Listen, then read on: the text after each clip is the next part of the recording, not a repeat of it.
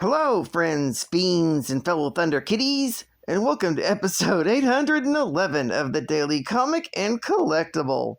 Today, the collectible of the day is the Diamond Toys, Marvel Comics, Marvel Select Series, Special Collector's Edition, Abomination Action Figure. A Diamond Select release, Emil Blonsky became the hideous creature known as Abomination when his attempt to become the next Incredible Hulk went horribly wrong. Forced to remain in his grotesque form, Abomination is at times even more powerful than the Hulk, though getting angry seems to have no effect. This unstoppable Marvel Select Abomination stands over 9 inches tall in the 6-inch 1/12 figure scale. Abomination comes from the Marvel Select line of diamond figures and features intricate details, a handmade sculpt, and finely hand-painted specifications. This oversized abomination of a figure, pun intended, features advanced articulation for its size, including over 16 posable parts for advanced posing and displaying in your Marvel collection. This unstoppable Marvel Select figure of Emil Blonsky stands over 9 inches in height, and this large, mean green creature will make your collection unstoppable too. This figure comes on a reinforced blister card package and not only stands over 9 inches, but weighs over 3.5 pounds. One of the few characters that can actually give you a concussion. This weighty weapon was released in 2014 by Diamond for the Marvel Select line. Now, the comic of the day is Incredible Hulk, Volume 1, issue number 394, with the cover date of December 1989. This is the first issue in the Countdown story arc, with story by Peter David, art by Jeff Purves, and cover by Walter Simonson.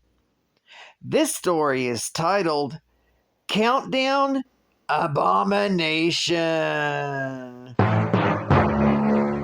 This story opens at dawn, at the home rented by Bruce Banner. The Hulk begins to change back to his human form. The pain it causes makes the Hulk wish he could find a way to get rid of Banner, so he would not have this sort of transformation. When Banner reasserts his control, he finds himself on the floor.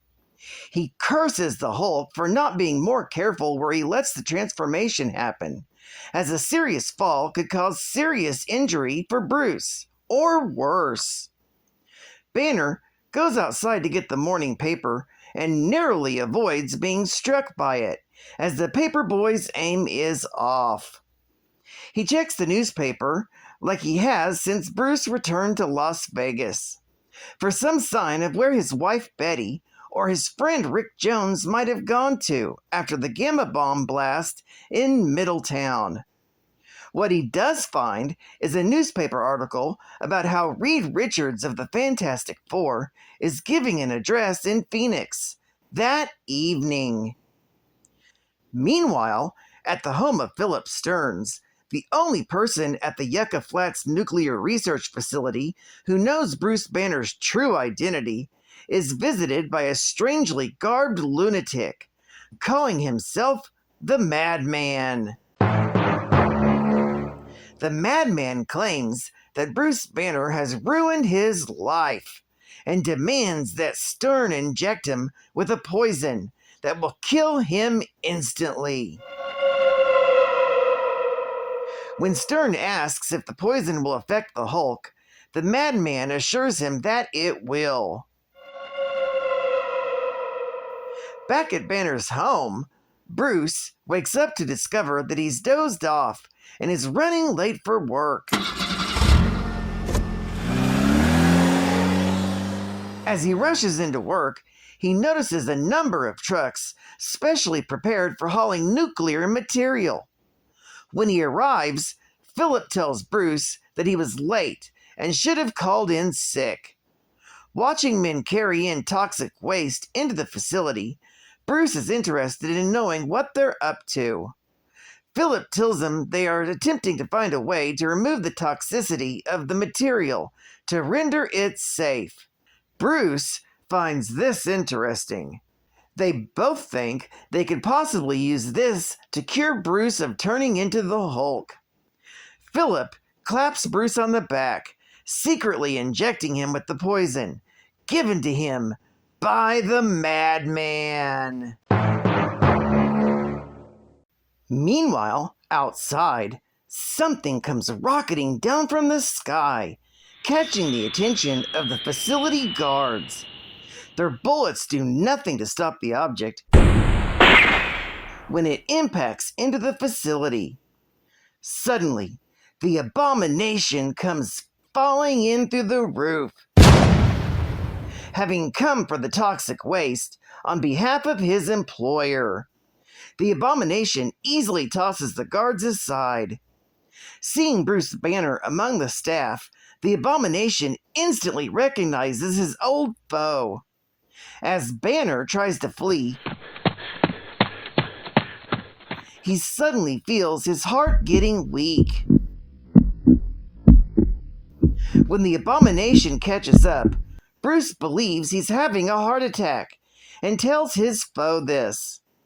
The Abomination, not wanting to be robbed of finally destroying the Hulk, tosses Bruce into a gamma ray device and turns it on. As he fends off the guards, the Abomination waits for Banner to transform into the Hulk. This apparently saves Bruce's life as the Hulk smashes free of the device. The Abomination is shocked to see a gray Hulk instead of a green one, and this allows his foe to get the first blow. They trade blows, taking them across the facility. And the Abomination eventually gets the upper hand. The Hulk begins to weaken and almost gets pushed into the path of a powerful laser. However, the Hulk manages to get enough leverage to push away his foe. Feeling his heart pounding, the Hulk realizes that somehow he's been poisoned. Before he can leave to try and find a means of curing himself, the Hulk is attacked by the Abomination again. The Hulk finally gets fed up with his foe and lures him into a room where the toxic waste is being stored. There, the Hulk smashes one of the bottles over the Abomination's head. The toxic material instantly begins eating through the Abomination's strong skin, causing him so much pain, he collapses on the floor. The Hulk doesn't have long to celebrate his victory either, as he's struck by another heart attack and keels over himself. This story is continued in The Incredible Hulk, Volume 1, Issue number 395. Geek Fact. This issue is a key issue featuring the first appearance of the MADMAN, also known as Dr. Philip Stern, a nuclear physicist who developed an obsessive deranged love obsession with the Hulk. He experimented on himself with gamma radiation to emulate his hero, resulting in a deformed monstrosity with superhuman strength. It also gave him a multiple personality disorder. Bonus Geek Fact. Bruce Banner mentions how he lost track of his wife Betty and his friend Rick when he was caught in a gamma bomb blast in Incredible Hulk, issue number 345 from July of 1988. That blast left Hulk in control of his life for 3 months while he worked in Las Vegas. This left everyone believing that the Hulk had died. He also recounts the initial gamma bomb blast that turned him into the Hulk in the first place, in The Incredible Hulk from May of 1962. State of the art gaming! A nice place to visit. But you wouldn't want to die there. Transylvania! Welcome! Population 108 souls!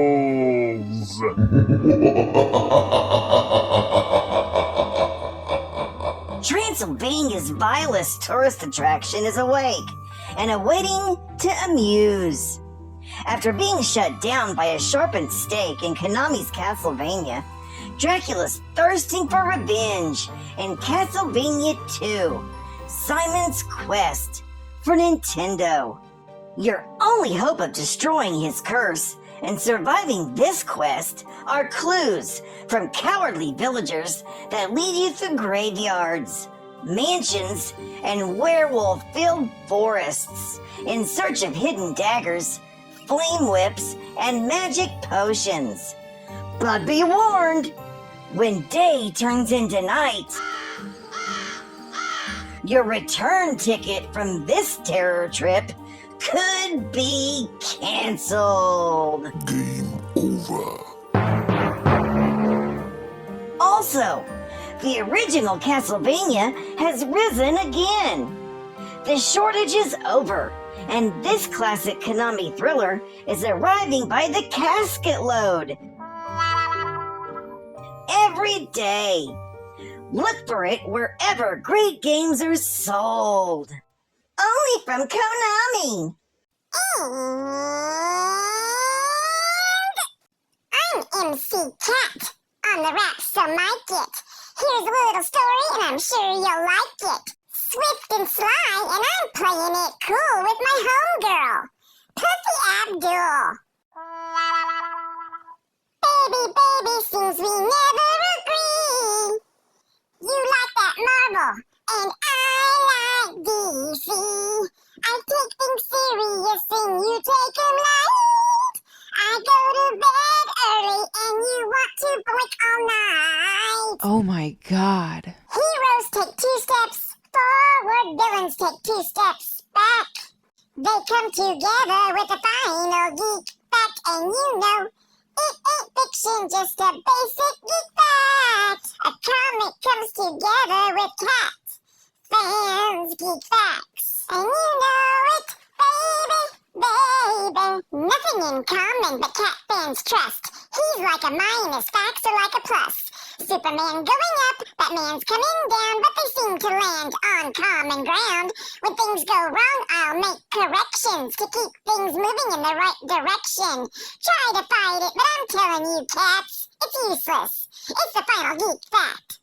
Emil Blonsky was a communist Croatian Yugoslavian spy who infiltrated the U.S. Air Force Base in New Mexico that was commanded by General Thunderbolt Ross, and where Dr. Bruce Banner, the nuclear physicist who became the Hulk, conducted many of his experiments with gamma radiation.